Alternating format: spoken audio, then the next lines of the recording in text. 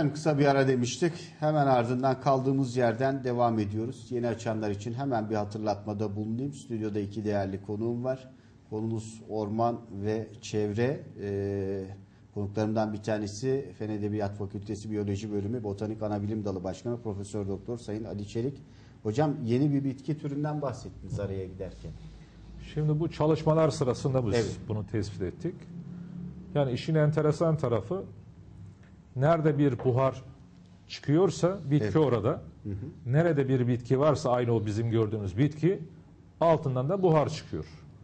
Ben de yanımda termometre vardı.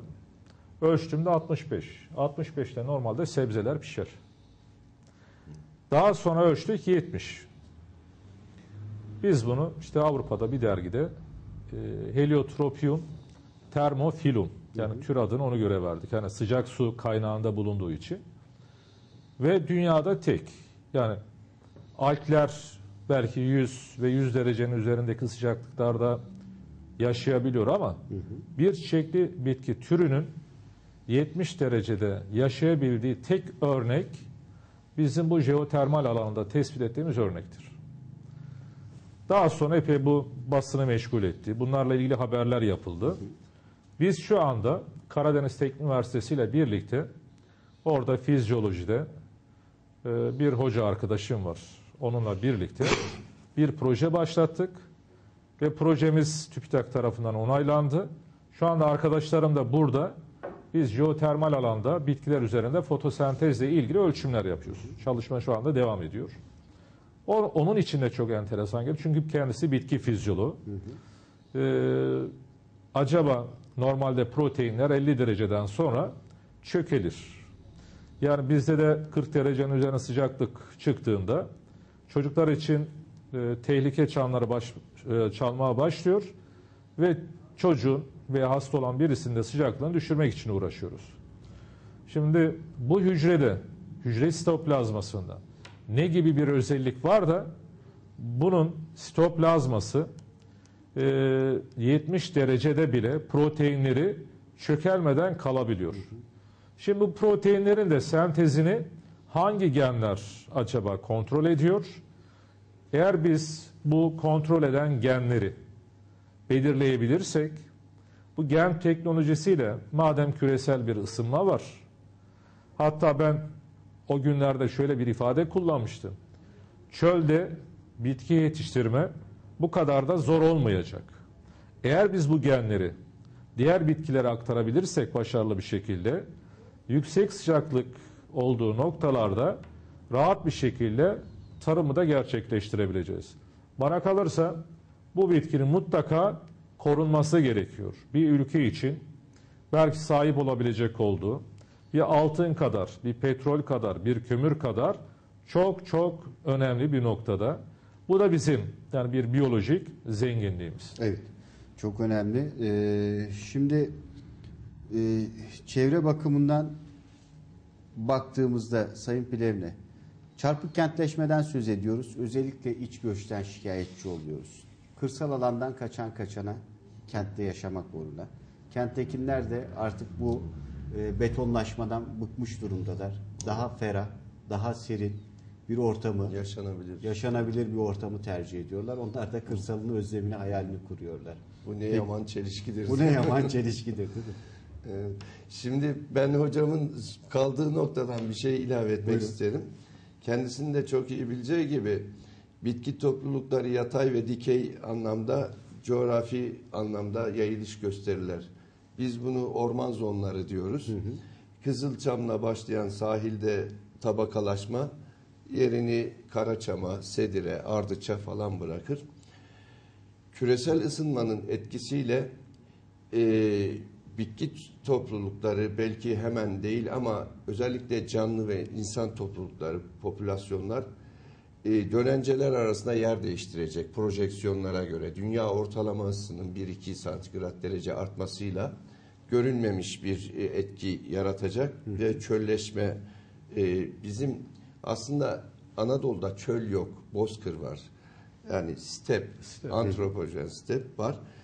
Çöl olan yerlerde var. Karapınar, Konya gibi bölgelerde ama çöl iklimi.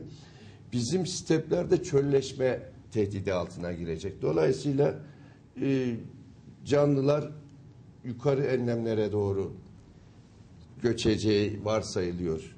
İşte hocamın söylediği o bitkideki o gizem neyse belki o bu trajik jeomorfolojik yapı değişimlerini jeolojik yapı veya insan topluluklarının göçünü engelleyebilecek bir çözüm olanağı yaratacak belki ileride. Onu o noktada paylaşmak isterim. Şimdi sizin söylediğiniz o köysüzleşme, yani bir zamanlar benim köyüm Sarayköy Ovası'nda, Menderes'in kıyısında 1800 nüfuslu o coşkulu, neşeli, hareketli köy artık yaşlıların barınabildiği 600 nüfusa düşmüş bir yapıya dönüştü. Bu bir süreç. Yani bunda ben sadece tarımsal politikaların sonucu olduğunu düşünmüyorum. Psikolojik şeyler de var. Yani insanların beklentileri, hayalleri, umutları. Söz gelimi o köyden kalkıp Denizli'nin varoşlarında yaşayan bir genç çocuklarıyla hafta sonunda AVM'leri gezmek istiyor. İnsanların dünyası değişti. Yani evet, bir zamanlar bir devlet büyüğümüz demişti, şehirde ne varsa köyde de o olacak. Süleyman Demirel. Sayın Süleyman Demirel. Ama olmadı. Yani insanlar artık yaşamdan bu internet ve diğer iletişim olanaklarından da yararlanarak nasıl yaşanılacağını öğrenmeye başladı. Dolayısıyla mukayese etme imkanları doğdu. Söz gelimi köyünde üretken besicilik yapacak bir genç gelip burada bir halı fabrikasında güvenlikçi olmayı yeğliyor. Dolayısıyla tarımsal politikalar aile işletmeciliğini, aile ekonomisini yok etmeye başladı. Yani TKDK gibi bir kurum gerçi bu tür teşvikleri veriyor ama o proje ve taahhütlerin altına girmek istemiyor insanlar, sıradan vatandaşlar. Şimdi burada sosyal yapıdaki değişime dikkat çekiyorsunuz. Benzer bir vahşi alana dönüp baktığımızda da dönem dönem bazı türler üzerinde yoğunlaşılmasından dolayı işte mesela kurtları yok ettiler, domuzlar türedi, çoğaldı. Doğal denge. Çakallar. Doğal dengenin bozulması, çakallar. Evet. Doğru. Yani tabii tabiatın bir yerine dokunursanız öbür taraftan ses veriyor. Yani bizim ovalarda domuz çoğaldı dediğiniz gibi. Yani ben bile bahçemden çıkıp 100 metrelik bir alanı geçerken korkuyorum. Yani koca koca ayak izleri görüyorum ovanın ortasında. Halbuki her tarafta çoban köpekleri şu bu falan var ama hayvanlar artık şey olmuş, yani arsızlaşmış, gözgöz olmuş. Yani demek istediğim şu, evet toprak ana unsurdur, yaratıcı toprak anadır. Aşık Veysel'in deyişince toprağımızdan vazgeçmemeliyiz. Her şey gider, toprak kalır. Yani modalar geçer, işte teknoloji değişir, şu olur. Ama toprağı ikame edecek herhangi bir varlık yok dünya üzerinde, daha keşfedilmedi. Bu nedenle toprağımızın her bir metrekaresini en kamusal yararların en üstün olduğu noktaya kadar planlamalı ve öyle davranmalıyız. Yani yurt dışına gidenler, sizler anlatıyorsunuz işte. Yani hiç boş yer yok. Her yer el atılmış, düzenlenmiş, planlanmış yaşam için. Bir de şu var Ömerciğim, her şey insan için gibi bir söylem bence popülist bir söylem. Her şey insan için değil. İnsanoğlu bu evrende belki 12'ye 5 kala yeryüzünde dünya varlığını gösterdi. Daha önce de milyarlarca yıldır süren bir şey vardı, süreç vardı. Çeşitliliğe baktığımızda yani, aslında bunu kaçta milyarda bir mi? Milyarda bir kalıyor değil mi hocam? Evet. Yani dünya bizler için var değil. Biz dünyaya, doğaya barışık bireyler yetiştirmeliyiz. Doğayı tanıyan, gözlemleyen, yani bir kuşu, bulutu, bir çiçeği görebilen çocuklarımız olmalı. Onları tanıyabilen çocuklar olmalı. Hayat adamı yetiştirmeliyiz bu ülkeye. Onlar bu sanal saldırıdan belki kurtulabilir. Kendi vatan denilen o coğrafyayı daha iyi görür. Tarihini, geçmişini, geleceğini yorumlayabilir. Dolayısıyla çocuklarımızı o bilgisayarların başından kaldırmalıyız. Evet. Yani ona da ayıracak zamanlar olmalı. Masa üstündeki bir ölçülü çiçek olmalı. fotoğrafın değil, Yani, çiçeğin evet. kendisini görmeli. Değil mi? Evet. Geçenlerde bir psikolog arkadaşımız bunu söylüyordu. Dedi ki evde televizyonu kapattım ben. Peki nasıl iletişimden faydalanıyorsun dediğimde interneti kullanıyoruz karı koca dedi. Evet. Çocuklar küçük, 2-3 yaşlarında, hayatı yeni öğreniyorlar. Bunun mahsuru ne? Enteresan bir noktaya vardı sohbet. Çocuk muzu televizyondaki görüntüsünden öğreniyor. Daha tatmadan. Yani o hisse ulaşması daha da sonra zaman alıyor ve değersizleşiyor her şey. Yani şekilden öteye gitmiyor. Sınır getirmeliyiz. Evet. Sınır getirmeliyiz. Şekilden öteye gitmiyor, algı değişiyor, insanoğlunun yapısı değişiyor. Mesela buradan hareketle birçok değerin biz farkında değiliz. Koruma altında olması gereken mesela türler var. Tabii. Amerika'daydı galiba. Gemi yapımında kullanılan bir ağaç var. Dünyanın en dayanıklı ağacı bildiğim kadarıyla. Bunun yurt dışına götürülmesi izine tabi. Belli bir şeyin üzerinde çıkartamıyorsunuz. Hatta öyle rastgele cebinize koyup bir parçasını götürmek dahi yasak yanlış bilmiyorsam. Hocam Türkiye'de durum ne? Sekoya olabilir mi? Galiba öyle olması lazım. Sequoia Evet. Giganteum. En dayanıklı ağaç Evet, gemiler en bundan uzun yapılıyormuş. ömürlü Evet. Mamut ağacı. Bizde de vardı. Sedir ağaçları vardı. Evet. Yıllarca sedir ağaçları, hatta batıda en sona ulaşabildiği yer Denizli'dir, Acıpayam'dır. Bozdağ değil mi? Ben öyle tahmin ediyorum. Yani bütün Akdeniz'de birçok medeniyet gelip gittikçe bu ağaçları kullanmış. Yok etmiş. Sayılar oldukça azalmış. Şimdi korumada yani tek başına, yani bir hayvandır, bir bakteridir, bir bitkidir veya herhangi bir canlıdır. Bunu koruma, yani koruma memurları tarafından mümkün olduğunu düşünmüyor. Hani o ters lale tohumlarını götürmek üzereyken yakalandı Var, diye bizim haberlere burada var. konu Ters oluyormuş. lale, Evet. ters lale bizim Evet. de şu anda Bozkurt, Hayrettin köyünde bir çalışmamız var. Yaklaşık 3-4 yıldır gelip gidiyoruz muhtarla beraber. Şu anda ters lale bahçesi oluşturduk orada. Başka doğal şakayıkı getirdik şeyden, Acıpayam Bozdağ'dan. Şu anda orada ekimini yaptık. Yani halkı bilinçlendirmek lazım. Bizim Polisiye tedbirlerle olmuyor diyorsun. mümkünü yok. Biz çok yardımsever bir insanız. Bir yaklaşık 7-8 sene önce İsviçre, Cenevre'de bir kongredeydim. Fransa ile sınırdır. Hatta yarısı Le Mans Gölü'nün yarısı Fransa'nın, yarısı da İsviçre'nindir. Orada güzelim konakların, malikanelerin arasında gezerken yanımdaki asistanıma dedim, ya şu evlerden dedim bir bardak bana su getirene akşam dedim ziyafet çekeceğim. Sonra yanımdaki, yani orada olan bir Türk arkadaş, sakın denemeyin dedi. Biri çıkar sizi vurabilir dedi. Haneye tecavüzden dedi. Biz de öyle değil ki. Biz yabancı birisi gelse yani her şeyimizi paylaşmaya çalışıyoruz. Yani şurada nasıl bir bitki var dese elimizle götürüp bitkinin olduğu yere ulaştırıyoruz. İşte bu köylerde olabilir veya bir camide bir vaazda olabilir. Bir kahve konuşmasında olabilir. İşte köylerde, okullarda öğretmenlerin, özellikle çocuklar burada çok önemli. Bunlar mutlaka işlenmesi gerekiyor. Ben Honaz Dağı'ndan ki Milli Park yılan kaçıran Almanları biliyorum. Yakaladım. Ama orada daha sonra biz bitkiler üzerine çalışıyoruz. İşte askeriden bir arkadaş geldi. Bizi buradan çıkarmak istedi. Biz lale çalışıyoruz. Tulipalar vardı orada. Ve Bolu Dağı'ndan, Bolu Üniversitesi'nden gelen bir arkadaşla. Dedi buradan çıkın, burayı kullanmayın. Dedim ki bak sayın komutanım, daha 2-3 gün önce sizin hemen bu Alpin kuşakta ben yılanları torbalarına koyan Almanlarla karşı karşıya kaldım. Ya onlar da çalışabilir. Bunların yasal izinleri var. Bern Sözleşmesi var, CITES Sözleşmesi var. Biyoçeşitle ilgili birçok sözleşmeler var. Belli türlerin yurt dışına çıkarılması yasalara bağlı. Ancak yöredeki insanlar, artık oradaki bulunan kişilerin yardımını almadığımız müddetçe biz bu koruma işleminde çok fazla başarılı olacağımızı düşünmüyorum. Ben arazi çalışmaları sırasında Yani oturduğumda bir çoban amcayla, işte bir hayvanlarını otlatan bir teyzeyle, bir nineyle 5 dakikamı ayırıyorum. Bulunduğu ortamdaki bitkiler hakkında bilgi veriyorum.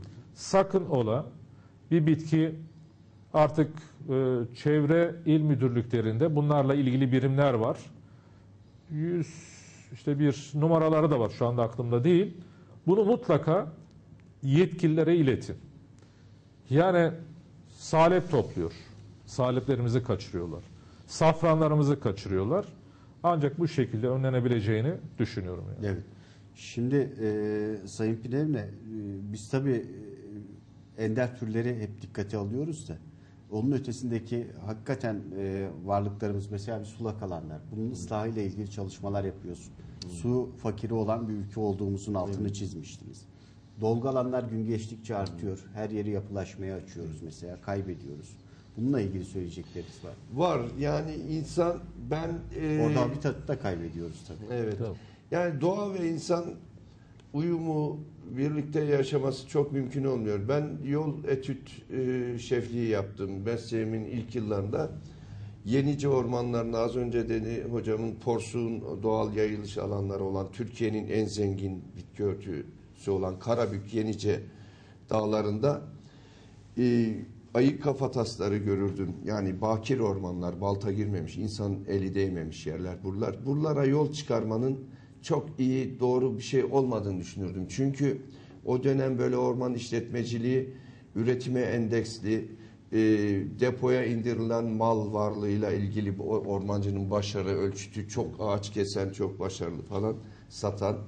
Yani dolayısıyla o kayın zonları böyle tahrip edildi, kapalılık açıldı, ışık intensitesi bozulunca orman alanında yozlaşma başlar. Alt türden yayılıcı türler girer karışıma ve ormanın o doğal yapısı zedelenir. Işığı çok iyi ayarlamak lazım orman tabanında.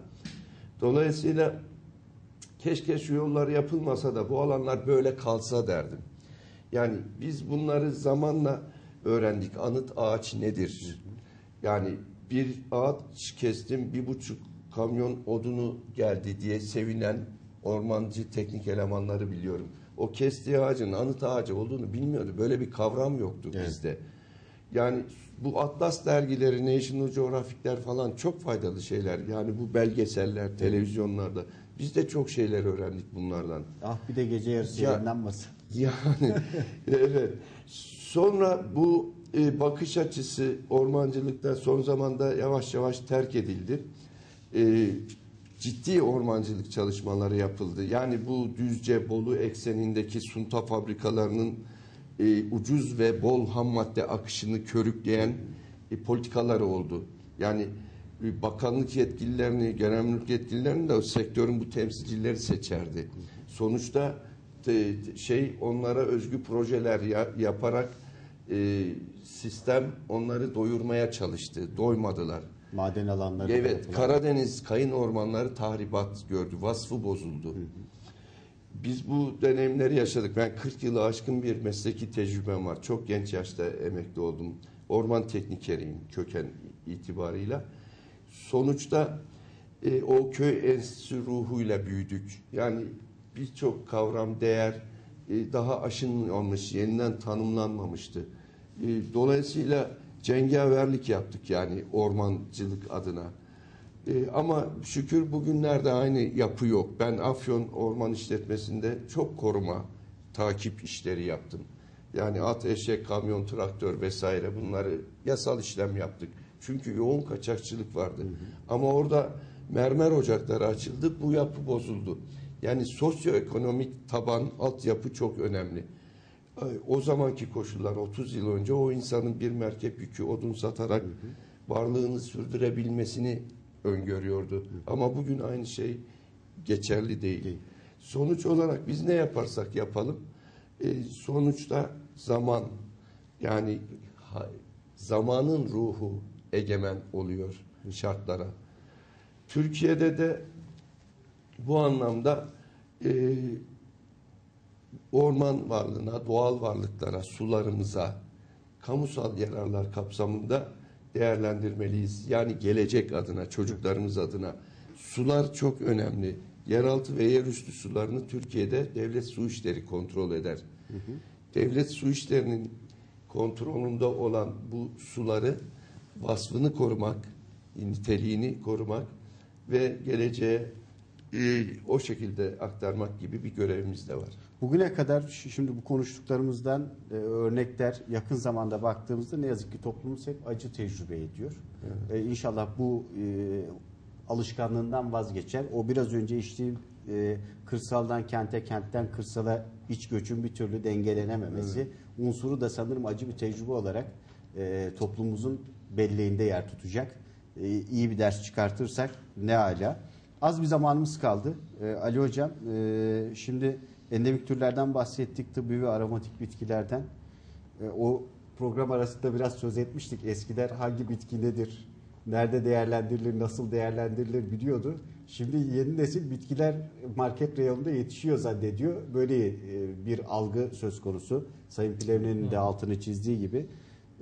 Bunu bir değer olarak kabul edilip işlenmesi gerektiğine, sahip çıkılması gerektiğine inanıyor musunuz? Bununla ilgili bir çalışma var mı? Şimdi TÜBA, Türkiye Bilimler Akademisi, 2000 yıllarında biz bir proje aldık. Artık hani bu bilgiler, yani biraz belki kaba bir ifadeyle olacak, koca karı ilaçları adlandırılan, bunlar bizim bir kültürümüzün parçası olarak görülmeye başladı. Çünkü bunlar bir anda ortaya çıkan bilgiler değil. Yıllarca kuşaktan kuşağa aktarılan ve günümüze kadar gelen bilgilerdir. Bunlar kayıt altına alındı. Biz bu ilk çalışmayı 2003 yılında Buldan'da yaptık ve tamamladık. Birçok böyle bitkinin, yani yalnız şifa olarak değil, el sanatlarında kullanılan bitkiler, yem bitkileri, yakacak bitkileri, ondan sonra çay olarak tüketilen bitkiler, bunların bir envanterini yaptık. İkincisini de Kaz Dağları'nda yaptık. Şu anda Türkiye'nin birçok yerinde bu etnobotanik olarak adlandırdığımız çalışmalar devam ediyor ve gayet güzel çalışmalar. Çünkü bu tip bilgiler yarın biz laboratuvarda kullanabiliyoruz. İşte egzama diyor, şu bitki diyor. Belki vardır, yoktur. Ama bu bir araştırmacı için nedir? Bir veridir, bir donedir. Bunun mutlaka değerlendirilmesi gerekiyor.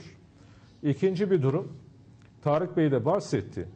Yani biraz önce işte bir anıt ağaçtan, deniz aynı zamanda anıt ağaçlar bakımından da oldukça zengin bir yer. Hemen hemen bütün ilçenin ve merkezin anıt ağaçlarını biz daha önceki çalışmalarla tamamladık. Bütün envanterleri var. Oldukça yaş ortalaması 1500'ün üzerinde olanlar var. İşte 700'lerde olanlar var. Ki Sandras Dağı'nda Türkiye'de anıt orman var. Ve en kaliteli. Zamanında da kaplamacılar açısından da oldukça. Çünkü o bitkinin bulunduğu ana kaya var. Serpantin, krom nikel. Bununla besleniyor ve kaplamada kullanıldığı zaman güzel bir dekor oluşturuyordu. Yıllarca Türkiye'nin en kaliteli karaçamları buradaydı. Özlü, cevherli mal derlerdi. O ekseninde böyle siyah şeyi olur, onun cevher olur. Yani biz burada yokken, yani Türkler Anadolu'da yokken bu ağaçlar buradaydı. 1071'de biz giriyoruz. Bu ağaçlar 2000 yıllık ağaçlar. 2000 yıl önce biz yokken bu ağaçlar buradaydı. Yani bunlar mutlaka mistik yönlerinin ortaya konması gerekiyor.